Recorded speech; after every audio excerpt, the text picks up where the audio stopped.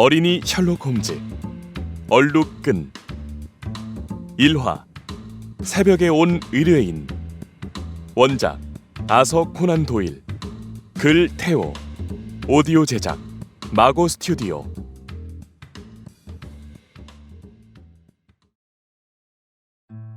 제퍼스노프의 사건이 끝난 뒤 말은 안 했지만 셜록은 할머니로 변장했던 남자의 정체에 대해 굉장히 궁금해했지. 나 역시도 그랬고 말이야. 하지만 셜록은 그 남자에 대한 정보를 내게 알려주지 않았어.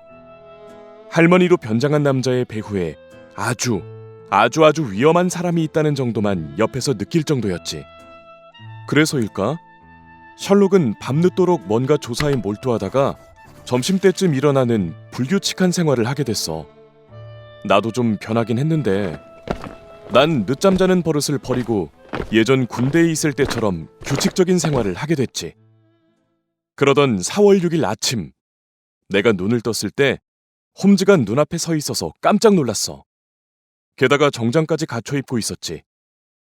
시계를 보니 오전 7시 15분을 지나고 있었어. 이상했지? 보통 때라면 한창 자고 있을 시간인데 말이야. 셜록, 무슨 일이라도 있어? 이렇게 일찍 일어나는 건 정말 오랜만인데. 아침부터 사건 의뢰가 들어왔어. 잠을 자긴 틀렸지. 허드슨 부인이 말씀하시길 의뢰인이 젊은 여자라고 하던데? 지금 1층에서 기다리고 있어. 나만 잠을 못 자면 섭섭하잖아. 그래서 널 깨우러 왔지.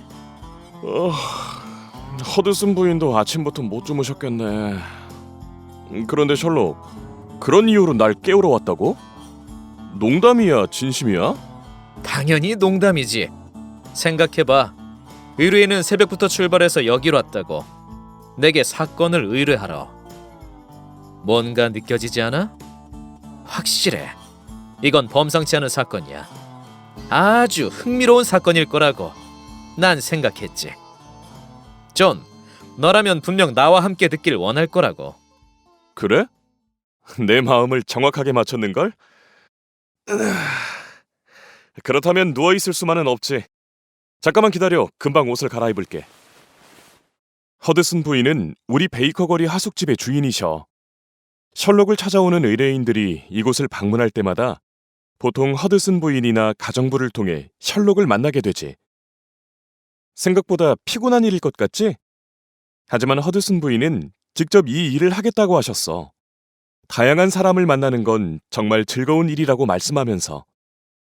아무튼 셜록과 난 함께 의뢰인을 만나러 갔어.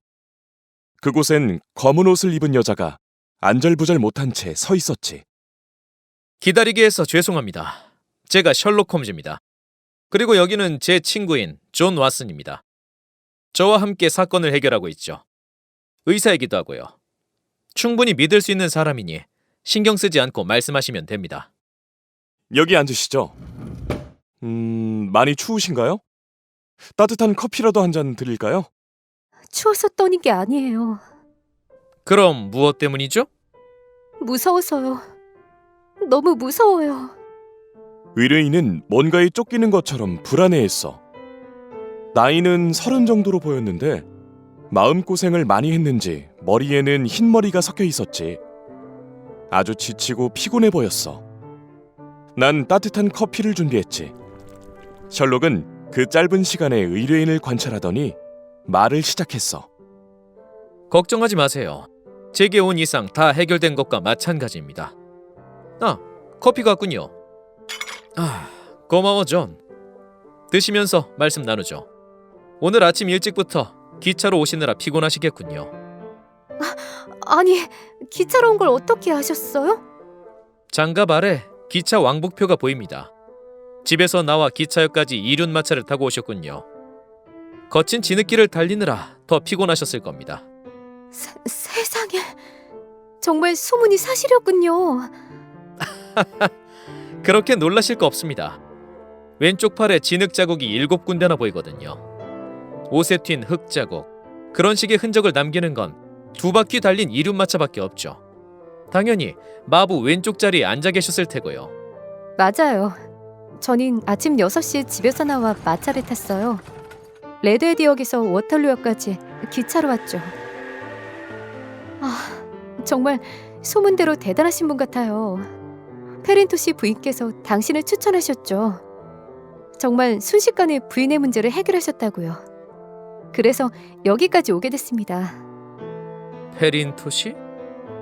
페린토시 부인. 아, 머리 장식. 생각났습니다. 그건 너무 간단한 사건이어서. 험주 씨, 저를 좀 도와주세요. 제 말을 믿어주는 사람이 없어요. 전 의지할 사람이 아무도 없거든요. 이대로 가다가 정말 미쳐버릴 것 같아요. 의뢰비라고 하나요? 당장 돈을 드릴 수는 없지만 곧 드릴 수 있을 거예요. 저 곧 결혼하거든요. 결혼하면 어머니 유산을 나눠받을 수 있으니 바로 드리겠습니다. 꼭이요. 의뢰비 같은 건 신경 쓰지 마세요. 형편껏 아무 때나 주셔도 상관없습니다. 제게는 어떤 사건이냐가 가장 중요합니다. 사건을 해결하는 것 자체가 제게는 의뢰비나 마찬가지니까요. 그럼 사건 이야기를 해볼까요? 험주 씨 말씀을 들으니까 마음이 놓이네요. 다만 제 이야기를 믿어주실지 신경 쓰여요. 왜냐면 약혼자도 제 말을 믿어주지 않거든요. 주위에 그 누구도 아무도 제 말을 믿지 않아요. 하지만 홈즈 씨라면, 소문대로라면 그런 걱정은 필요 없습니다. 말씀하세요. 전 헬렌 스토너예요.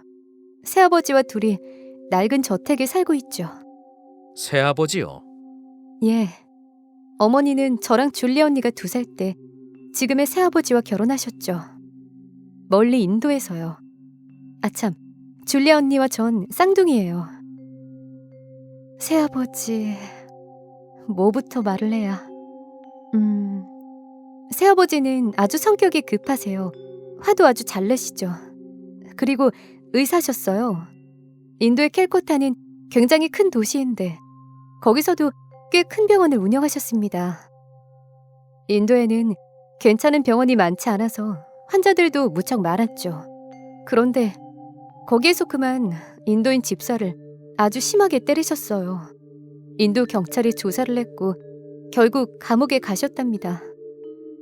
형기가 끝나고 감옥에서 나오셨는데 그 이후로 좀 이상해지셨어요. 우울증이라고 해야 하나? 원래부터 화를 잘 내셨지만 그게 점점 더 심해졌습니다.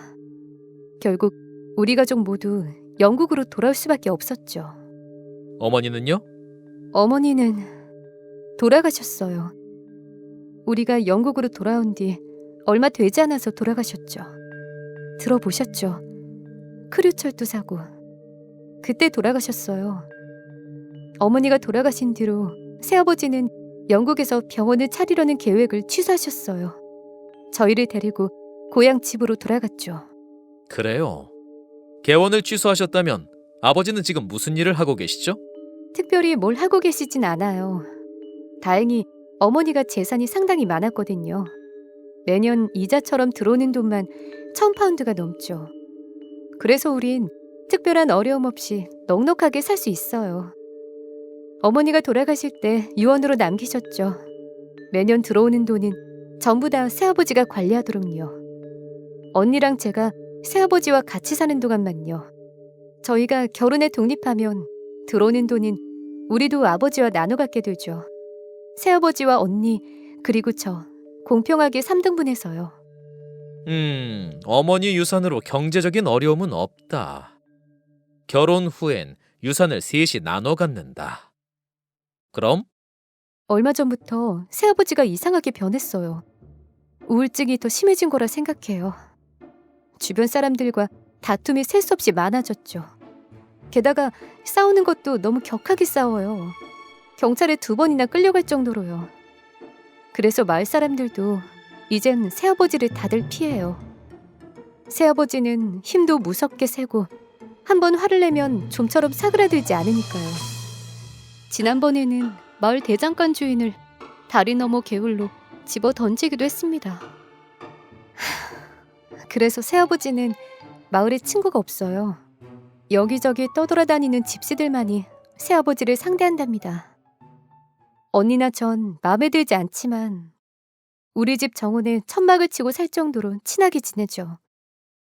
게다가 새아버지는 이상한 취미가 있어요. 인도의 동물들을 아주 좋아한답니다. 그래서 치타나 개코 원숭이 같은 특이한 동물들을 인도에서 사와 집에서 기르고 있어요. 치타와 개코 원숭이라. 너무 위험하지 않습니까? 그런데 새아버지가 가족들에게도 심하게 됐습니까?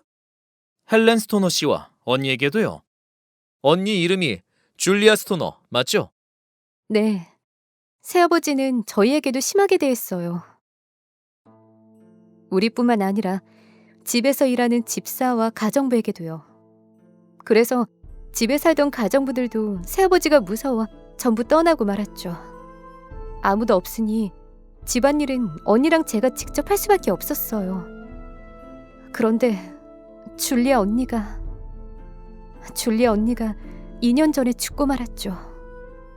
설마 새아버지가? 아니요. 새아버지 때문은 아닙니다.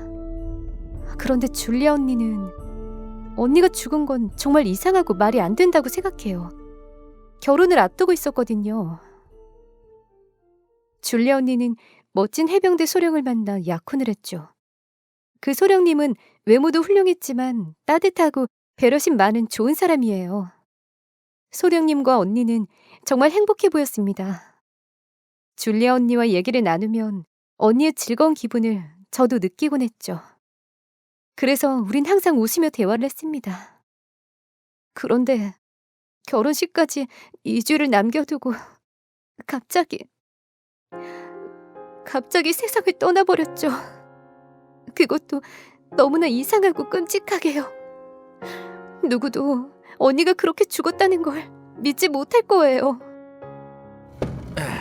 그때의 상황을 가능한 자세하고 정확하게 말씀해 주시겠습니까?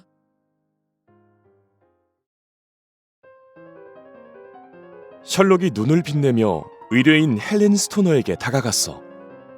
그의 얼굴에는 호기심이 가득했지.